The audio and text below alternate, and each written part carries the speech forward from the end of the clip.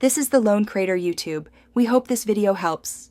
You start by grabbing narcotics, metal tranquilizer darts, and a reliable bow or crossbow. Aim quickly because dinos move. Once equipped, crouch to steady your shot and target the head for faster torpor gain.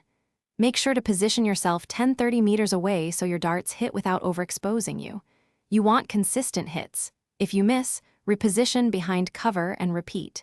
This first volley sets torpor pace, so prioritize accuracy over rapid fire to avoid wasting resources.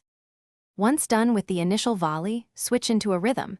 Headshots raise torpor fastest, then transition to body shots to preserve darts. Make sure to check the creature's torpor and HP frequently.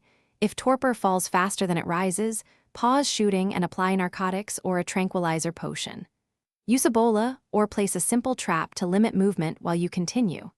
Also, manage your stamina and keep extra darts in quick inventory. This prevents wasted time and prevents the dino from escaping mid-process.